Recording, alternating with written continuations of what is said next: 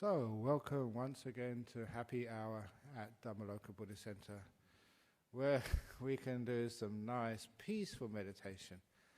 And there's no happiness higher than peace, said the Buddha. And for those of you who have been following me for years and years and years, I always change the meditation around a little bit every couple of months, 3 months or so.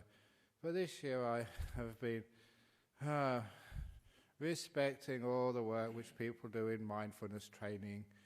And I've been asking people to actually use some of those training, but use it in a good way.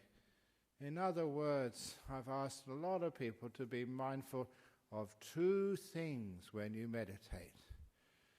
In other words, a mindfulness is being aware of something, and there's so many things we can be aware of, and the trick in meditation is being aware of the correct things. And these 2 things you can be aware of are just really, really important. And the first thing is just the state of your body. How tense it is or how relaxed it is. And this is, I liken it to a dial on the dashboard of a car. They'll say speedometer, so you know if you're going too fast or you're going too slow. And you can push your foot down on the accelerator and you can feel it going faster because the dial moves. You can release the pressure and then it sort of gets slower. If you watch the speedometer, that gives you the feedback on how much you should push on the speedometer, how much you should loosen off. And it's exactly the same with the way we use mindfulness, first of all in our body. So we can feel how tense it is, and we can feel what we need to do to relax that tension. What we need to do if we really want to tighten up, which is a silly thing to do, but what actually tightens up the body. And once you practice like that over a period of time, you soon become very skilled in auto-relaxation, by which I mean you can feel parts of the body which are irritated or tense, and you can just by focusing on them and doing this right attitude, which I'm going to talk about in a moment, you can learn just how to relax it all, let it go, make it peaceful, and you can feel the body getting more relaxed because that mindfulness is focused on that. It's like you see the dial go further and further and further and further towards relaxation. Now there is important benefits to this. First of all, it's the health benefits. You feel really happy, fit, the body relaxes, and health problems tend to sort of disappear because when the body is tense, that's one of the great causes of health problems and even trauma in the body from bad experiences earlier this week. You know, sometimes even emotional trauma is a tightness in the body, and you can just relax that just almost at will. So you have the health benefits and emotional benefits in learning how to relax. And you all know if you get very tense physically, you also lose your resilience. Somebody sort of hurts you or says something bad and you react. It's a difference between like being like a sack of flour and you punch that and just, nothing happens. And you do the same force on one of the ceramic vases behind me. One shatters, the other one just hardly any effect. One is really stiff and tense, the other one is soft and malleable. So that when we relax our body, the body gets really healthy. But also, it feels delightful and pleasurable. And this is an important part of the meditation. When I said this is happy hour, I meant that, if you know how to meditate. I mean, your body feels happy, delightful. And I mentioned that also because last night there was a couple of these people, regular attendees on a Friday night, who got stuck in Bali because of the ash cloud when they 3 or 4 days late. The parents were all frazzled, but the kids thought this was marvelous, 2 or 3 extra days in Bali on holiday down the beach. And I said, what do you go there for? I said, oh, to relax. I said, you don't need to go to Bali to relax. You should come to this center every Saturday afternoon to relax. But you see that when people do go on holiday and they relax, they get this beautiful, pleasant feeling in their body. And for those of you who have just gone on some beach somewhere and just relaxed on the beach, there is a pleasure of the body which you can feel. Now that's really important, because once you have that pleasure in the body, the pleasure, the delight of relaxation, you will find that you get even more relaxed.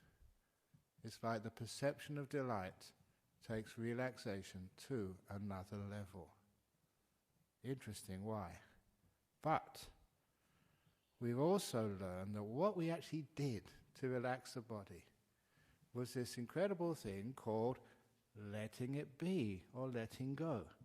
What's the difference between letting go and letting be? We let go of trying to change, control and do things. That's what we let go of, all the activity, which means we let this thing, whatever it is, be. So it's how you look at things. You let go of the changing, the doing, the controlling, the getting rid of, the trying to get somewhere. That's what you let go of. So when you do let go of all of that, it's the same as just letting this moment be. And you know what this means. Because so often in meditation, people come to me and say, yeah, I know I should let go, but how do I do it? How do you let go? And it's a waste of time just talking about it or writing a book about it or giving a sort of a video presentation of what letting go is. You need to learn how to experience letting go. And this is one of the greatest places that every human being very easily can learn by experience what letting go is. Letting go is that attitude of mind which takes the body into deeper relaxation. Whatever it was you did and the body relaxes, that was letting go. So not only are we relaxing our body and becoming healthier and experience the pleasure of meditation, we are also learning from our own experience what this important word which everyone talks about, letting go, what it actually is. You've just done it. Well done. And if you do that letting go many, many times, every Saturday afternoon or something, and you learn what it is. You know what it is. You knew the word, but you didn't know what it referred to. Now you can recognize what that word letting go described. It's an attitude of mind which allows the body just to relax and get loose. It's like two people pulling the end of a rope, and then when they let go, the rope becomes loose. It's not tense anymore. That is letting go. But you do that yourself, and you feel it. So when you train yourself to relax your body this way, you're also learning what this letting go is. So when we go to the next level of meditation, which is relaxing our mind. I know people say, you should focus on this, you should concentrate. And for those who've been listening to me for such a long time, when anyone mentions that word, concentrate, as a big red flag comes up, alarm bells ring, and I say, please do not concentrate in meditation. Concentration has screwed your life up for such a long time. Too much effort, which means obviously your mind gets tense. And if you could just be aware of not whether you're watching your breath or scanning your body or the other meditation of spreading loving kindness to the whole world. No, don't be so aware of that. Be aware of the state of your mind. How peaceful are you? How tense is your mind?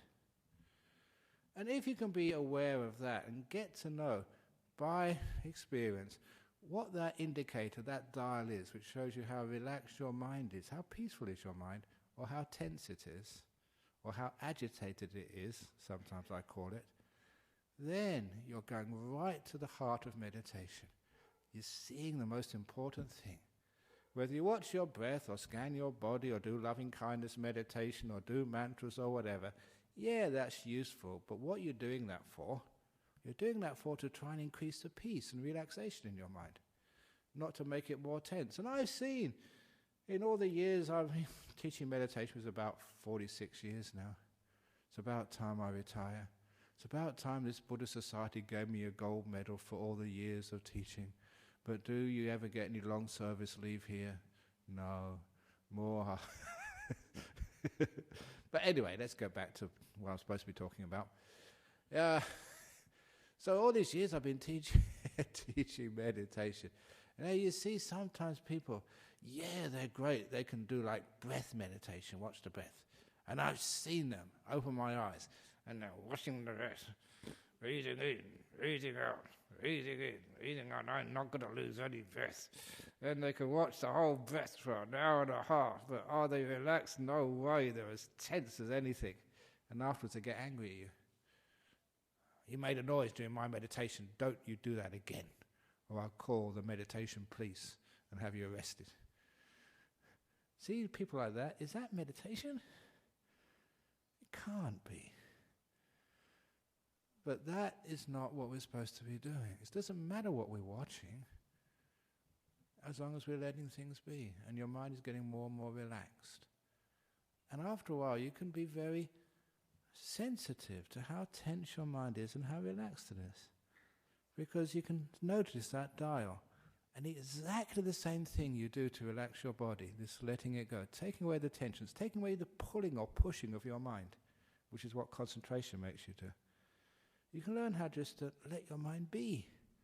Stop pushing it towards some goal in the future. You want to be peaceful, you want to be enlightened, you want to see this, you want to do that.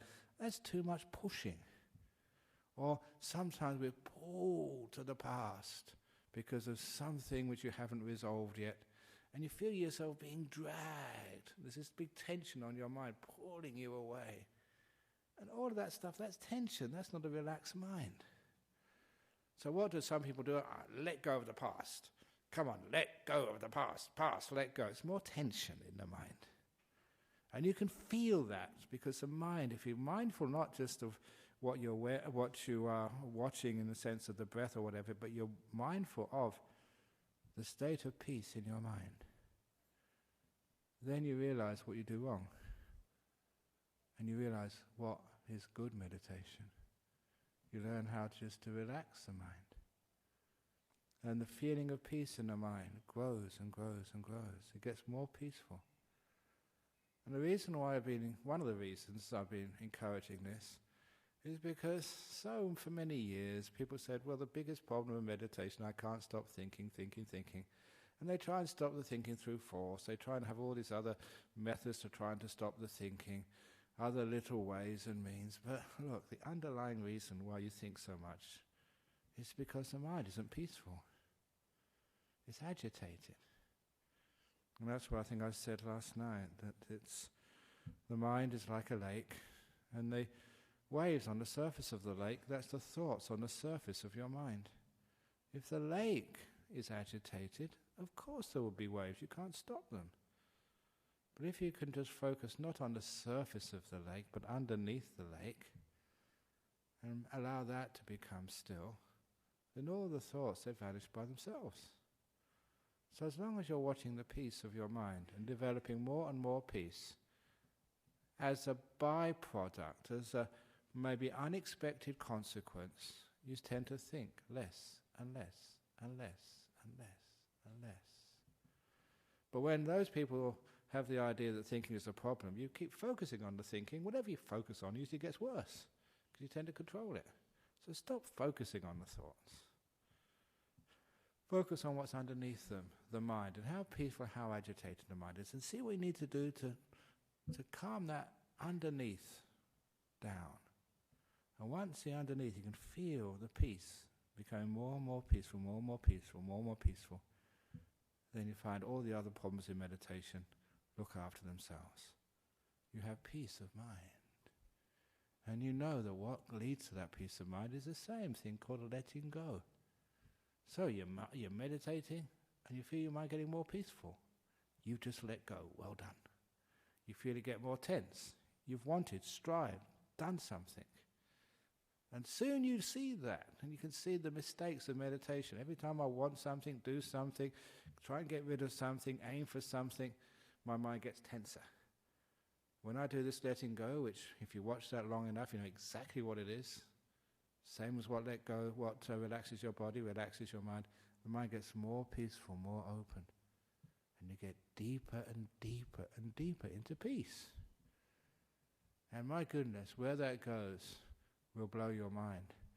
Just so peaceful, so incredibly still. And just like with the body, there's what we call the delightful relaxation. There's a delightful peace in the mind. It gets to a degree of peacefulness, and that's really delightful. It feels great. And because you're delighting in the peace gets deeper and deeper, and delight gets greater and greater. And then you're really blissing out in your meditation, not because you're seeking it, just because you're letting go. So, I've been using this for the last few months, really focusing on it full time, learning how to be aware of the peace of the mind. There is a danger in this, because sometimes people are just so dull and so tired. If they start just watching the peace of the mind, sometimes they're not really awake enough to notice it, and they fall asleep. But I don't really care about that, because many of you need a few extra minutes here and there, so why not have it here at our Buddhist center? Snooze afternoon. But that's only a temporary thing. Usually if you are aware, and really get into it week after week, and know what I'm talking about, to be mindful of your level of peace of mind, you soon become aware, and you soon get to know that state of mind. And you can focus on it very easily. You don't need to doubt, what am I supposed to do, what am I supposed to watch? You can feel it. And it soon does get delightful enough that you don't fall asleep, you don't get distracted. You're just having way too much fun. And that takes you into the deepest states of meditation. And if you do get into the really deep states, things like these lights which come up in the mind, the nimittas, or even deeper than that, it doesn't matter what you're watching. Just keep the awareness on how peaceful, how still your mind is. Because even with the light stage, any movement of the mind, you can feel that light just get agitated. And as you give you feedback, you've done the wrong thing. But every time you just, main focus is, let's see if I can make it more peaceful, more peaceful, more peaceful. And that light just starts to become very still and very powerful. And you're really getting into delightful states now. So that's mindfulness of peace of mind. And see if you can get to know peace of mind in the very deepest of senses. There we go. Meditation instructions for today. Now I've said it, now let's do it. So, sitting down, as you all are, I should make that announcement. If there's anyone here for the introduction to meditation class, that is in the room on my right. This is the experts class. It's not really experts, but those who can meditate for long periods of time.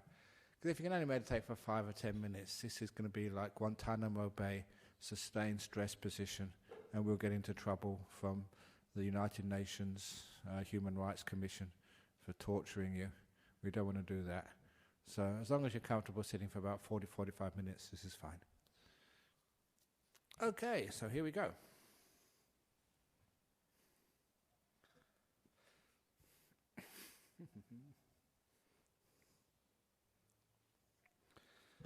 So I'm going to lead you in the beginning for about 5, 10, 15 minutes, and then you're on your own.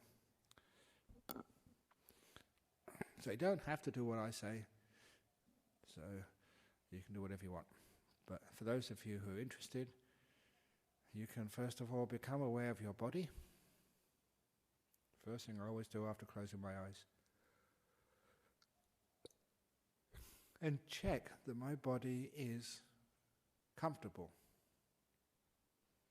Especially legs. Legs, knees, feet, they always give you a problem if you don't look after them from the very beginning.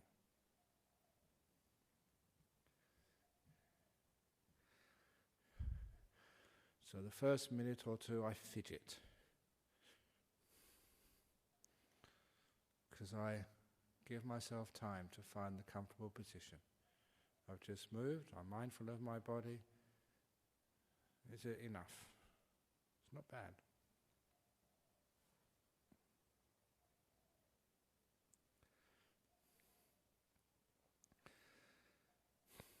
And after checking my legs, I usually check my back and my shoulders. Shoulders can, actually they don't these days, but they used to be getting into pain when I was meditating. I was just not putting them in a good position to begin with. And my hands.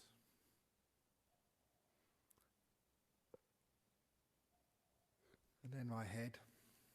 Always try and make sure that the muscles around the eyes and around the mouth are relaxed. Don't want them to become tense. I'm not afraid of anything, so I don't show fear on my face. This is serious business, so you're not just being flippant.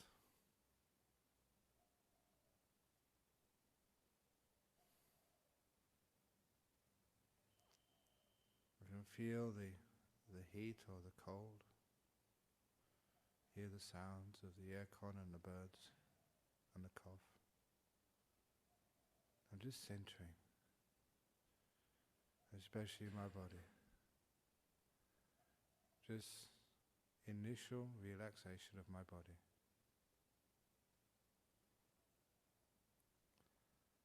And then by doing this, I do start to become aware, mindful of the relaxation meter in my body.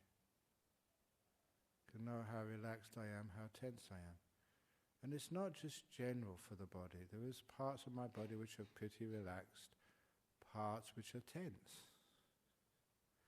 So the parts which are tense, I tend to focus on. And once I focus on the part of the body which is tense, now I can learn how to relax it.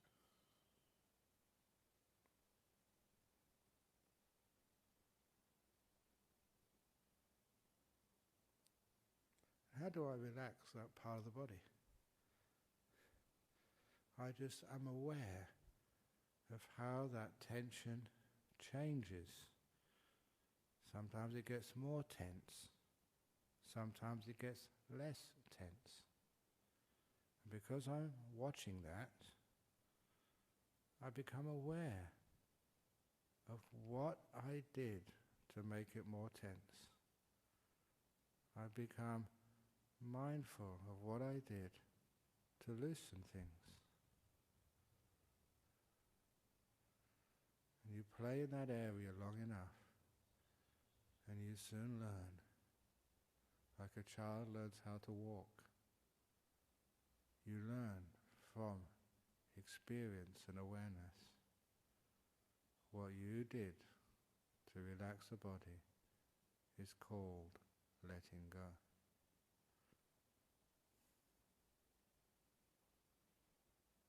And the more you notice that, the easier it is to let go and relax the body.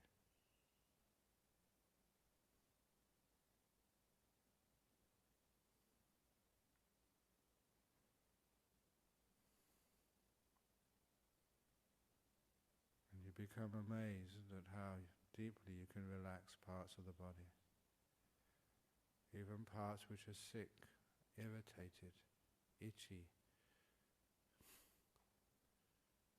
You can be aware of what makes that itch a little bit less. And you carry on doing that. Aware of how tense or relaxed your body is. It's important not to become impatient and rush this. Impatience kills meditation. So to help you be patient, remember that all you ever have, the only time you have, is this present moment just now. This is where your future is being made right now. The past is just a fantasy, quite honestly. And if you care about your future, Pour your attention in the place it's being made right now. Present moment awareness is the antidote to impatience. You're here, just relaxing your body.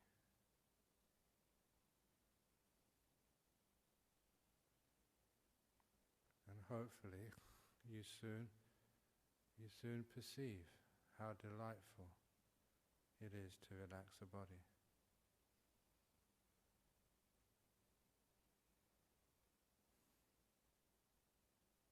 How good it feels. Only a little bit at first, but that encourages you to be aware of any tight places, loosen them, and loosen them, like you're going to a massage or a hot spa. Where is there tightness in the body? Put your mindfulness there and see what you need to do. Just relax. Parts of the body which is being pulled, both ends get let go, and it becomes at ease again.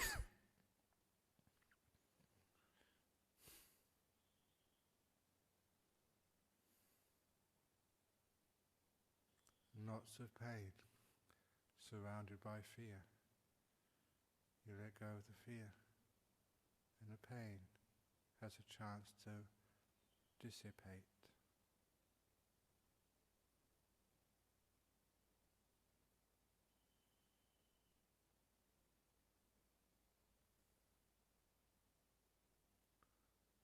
You're not controlling your body anymore. You're allowing the body just to be and heal itself.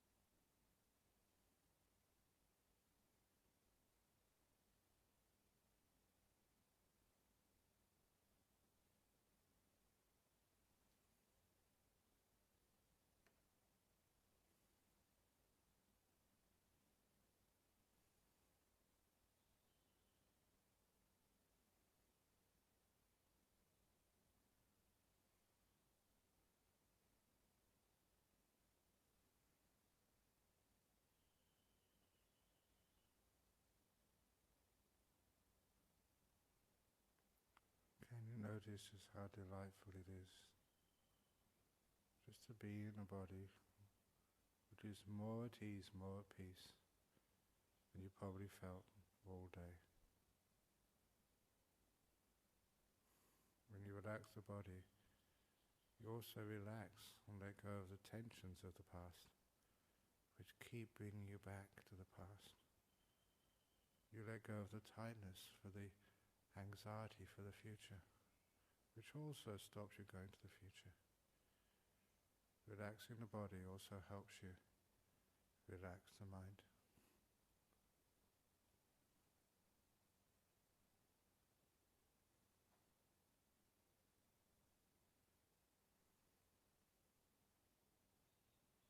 And when you are ready, when the body is no problem, then you can go to your mental world. This lake with the waves on the surface, called your thoughts. Focus underneath the thoughts How peaceful, how agitated is your mind, your inner world. Once you're mindful of that, you will soon notice what agitates you and what creates a deeper sense of peace. Control, wanting, fear, all of that makes you more tense, and that creates more waves on the surface. Letting things be. Opening the door of your heart to this moment. You feel your mind becoming more at peace. It's not so controlled by past and future, by thoughts, by ego.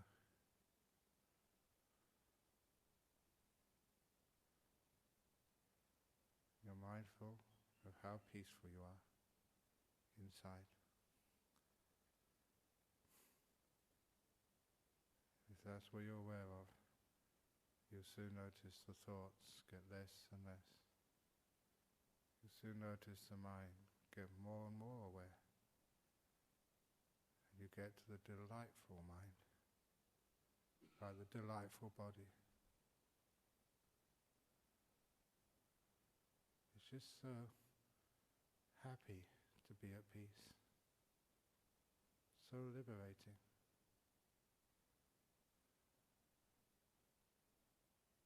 I'm now going to be quiet until a minute or two before I ring the bell.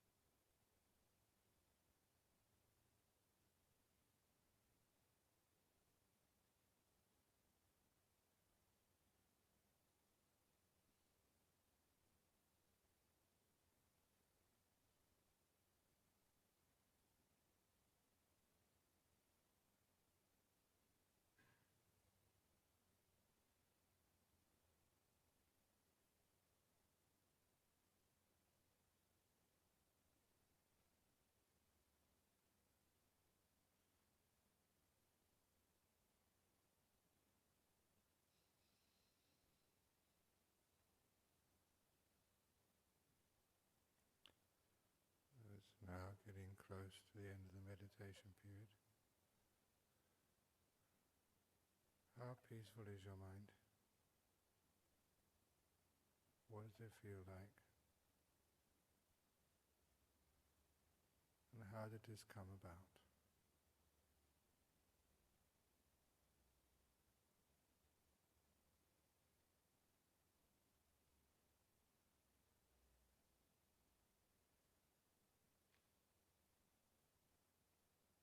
We soon learn to know peace of mind. We learn its causes, so we can return and develop peace of mind ever deeper.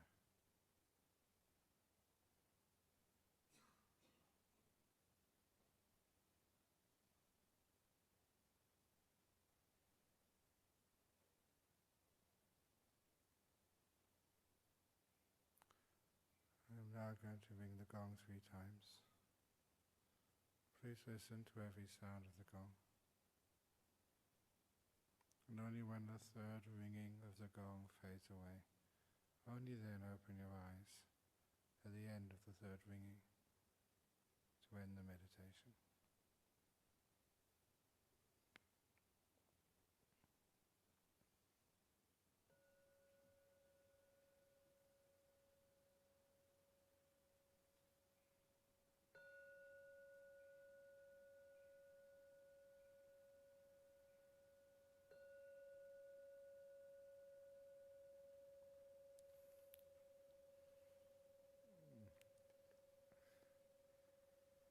Very good.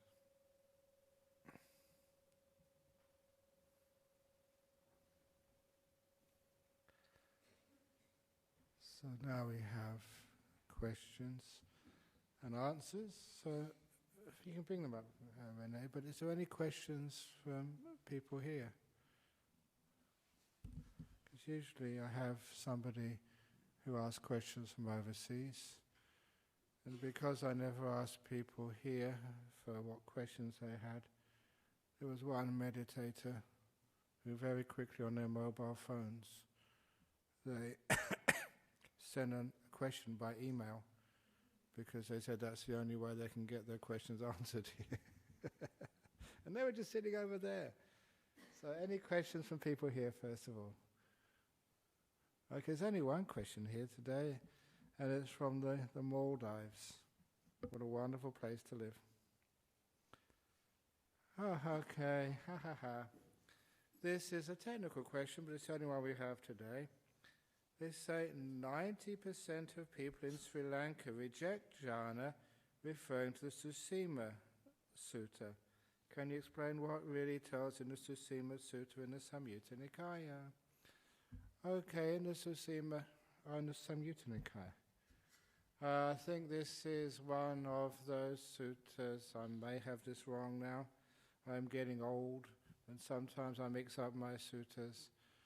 But there's sometimes it was a technical thing saying there's 2 types of enlightenment. And they say one without, they call the immaterial attainments, these are the attainments of, which are beyond the jhanas, based on the 4th jhana, and the other one with the 4 jhanas. And sometimes people don't look carefully enough and see that both of those need the 4 jhanas. And there is also, now the Susima Sutta Samyutta Nikaya, there was also, that was where one of the ones said that they were enlightened but they didn't have psychic powers.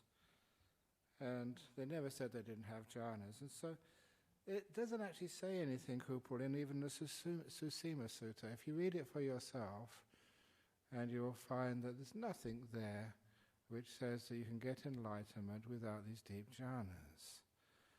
And instead, from Maldives, it says many, many times, and look, for those of you who know some of the suttas, some of you don't know, this is the sort of deeper, more academic ideas, that the only way to get enlightened has always been what we call in Buddhism the Eightfold Path.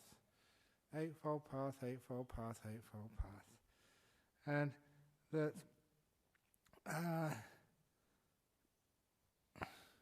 I don't know why they reject the jhanas, because if they reject the jhanas, you're rejecting the Eightfold Path. Because the last factor of the Eightfold Path is called Samma Samadhi, and that's always, every time, without exception, hundreds of times, explained as the four jhanas. And so there we go. Sometimes there was, this is a person over in Maldives, he's a Sri Lankan man, that I had a nice opportunity to visit this great Buddhist scholar, Nyanaponika, just before he passed away.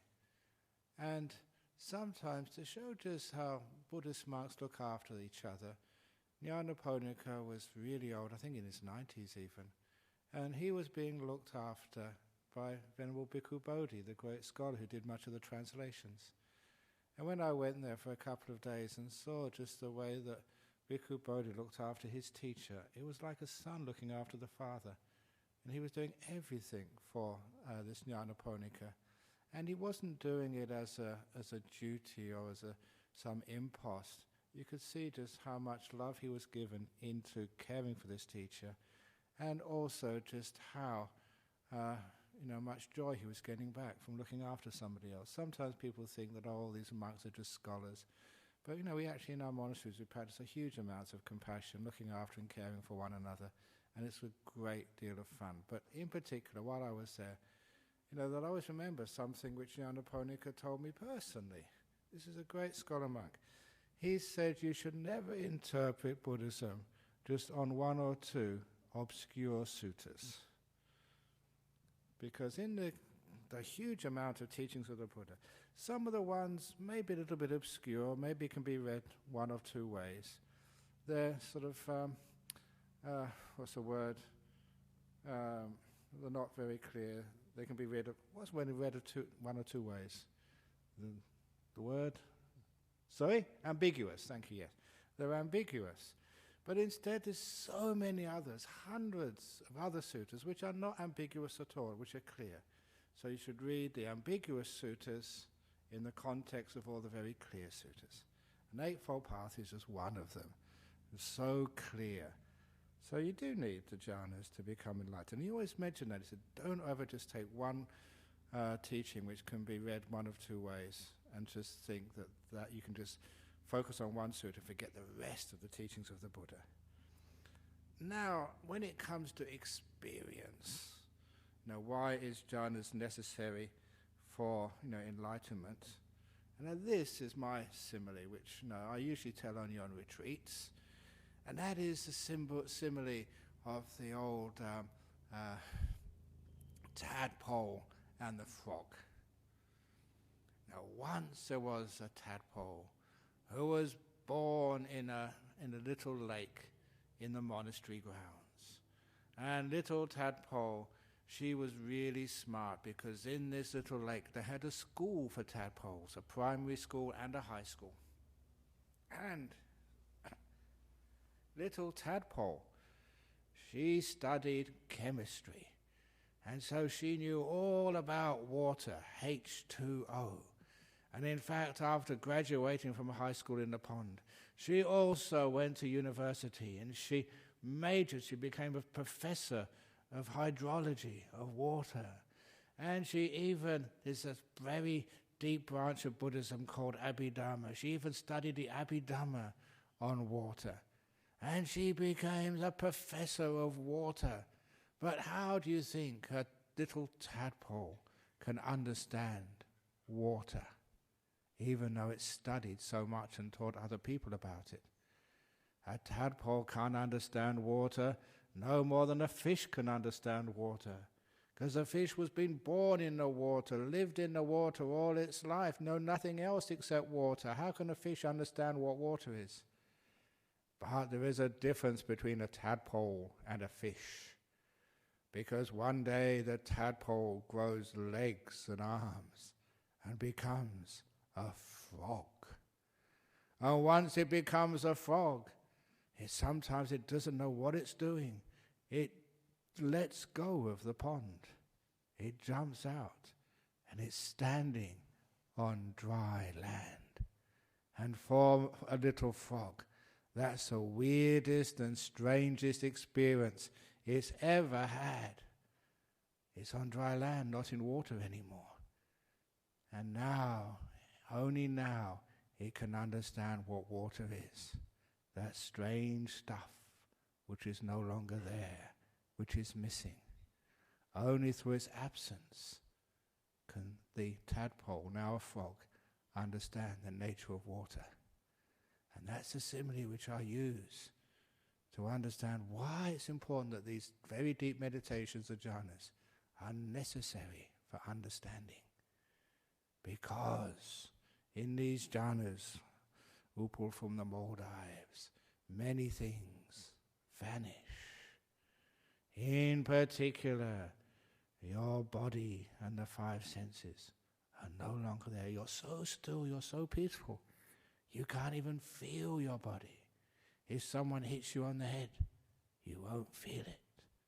You won't be able to hear any sound. If there was a bang, you wouldn't hear it, because the five senses are totally shut down. But you're perfectly aware, super mindful, but of the sixth sense, your mind. Now you can understand what your body and five senses are. How do you think you never understand what your body is? You've had your body ever since you were born. Even doctors, even pathologists who cut up bodies every day, do you think they understand what a body is when they've been born in one, lived all their life in one? They can't understand the nature of the body no more than a fish can understand water. But the meditator can leave their body. No feelings, no sensations, body's gone. Now you can understand what this body is. And you can go deeper, upal for the Maldives, because that's only just the first jhana. Body's gone, you just got the mind. Now your mind gets very, very still. So still, it doesn't even move. Super still, like a rock, like a diamond. And in that state, you notice something else has gone. Something which has always been there for you, but you've never noticed what it is because it's always there. And this is where it gets freaky. Your will. This thing which you think is your friend, which you have been living in, surrounded by ever since you were born. Do you really imagine that you can understand your will when it's been there for you every moment of your life? But in this second deep meditation called the second jhana, there's no will left. It's gone, it's vanished. You're like the tadpole who's now sitting on dry land, and you now realize that something amazing has vanished. Your will. Now you know what craving is, what wanting is, and now you really understand why we let go. Now you have the stuff, upal, really big new experiences, which can let you see things that no fish can ever see, only frogs.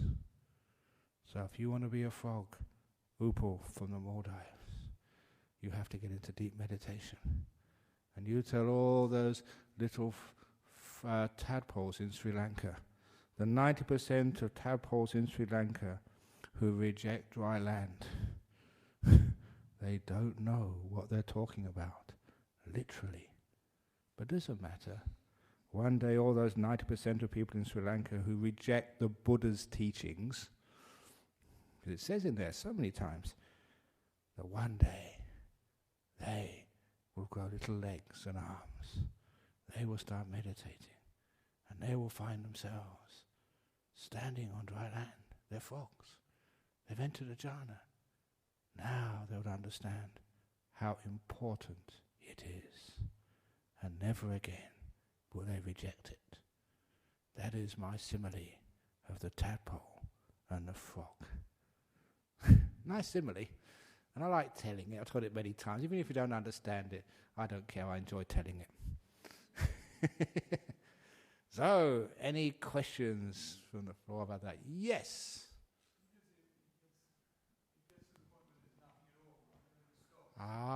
There's nothing at all. Now this is where it gets really interesting. Okay, so the mind gets so incredibly still. And the deepest it gets at this particular stage is this fourth jhana. Really still, nothing moving at all. Now there's something which you've heard me say before. When things don't move, they vanish. Just like, and there's a modern simile now, on your computer screen. If you don't do anything, after a while, the screen turns off, goes blank. That's so similar to the way that our mind works, especially our brain. If there's a sound like the hum in the background, and it's always there, after a while you can't hear it anymore. If there's a taste like the saliva in your throat, now you can feel it. But after a few minutes, it doesn't change, so the brain turns off. It doesn't notice it anymore. And that's so easy to understand with the five senses. If you sit perfectly still, your body's relaxed, there's no aches or pains there. After a while, your body vanishes. You can't feel it anymore. No sensations. So by keeping still, after a while, the five senses vanish. You can't see, you can't hear, smell, taste, touch. They just literally turned off. Now, the mind sense, the sixth sense, to keep that still, we have to stop this will thing which keeps on moving us, agitating us. And when it gets very still, then the mind starts to vanish. And it vanishes little by little. And those are the four immaterial jhanas, the vanishing of the mind. So in fourth, you're very still, but you're aware of that stillness, that equanimity, incredible peace of mind. But because that peace doesn't move, it starts to vanish, like the peeling of the onion. And you get these stages, the four immaterial stages. You get to the third stage, there's nothing there, but you're aware of nothing. So you're still aware of something, of total emptiness, nothing there. And then, because that is so still, that vanishes. All you've got where is awareness of no awareness. You might think that's really weird and strange, like some Zen koan, but it really just depends on which side you look at this experience. On one side is you're turned off. On the other side, you're aware that the mind is turned off. So little by little, your awareness, your consciousness stops. And then it comes back again, yeah. They come back on again. So you turn on, and you have to come back again, but you realize that it's stopped. And that's a very powerful thing, to realize it is capable of ceasing. That you, Lawrence, are not always going to be here. You are impermanent, subject to cessation. Lawrence has an ending. It's nice. Many people want to keep on going. Do you want to keep on going? You've had enough already.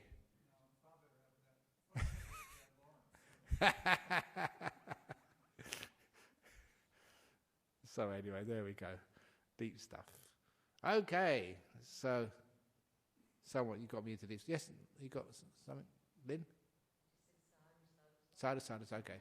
Very good. Now that's a very deep question. I don't think I can answer that one. Okay, so you got me into deep stuff today. Don't usually do that. But that's thanks from Upal from the Maldives. So again, I mean, it's changing. Most people now, they've read the suttas and they know what the Buddha said, and they know that jhanas are important, they're necessary. It's part of the Eightfold Path, for goodness sake. Okay, so let's now pay respects to Buddha Dhamma Sangha.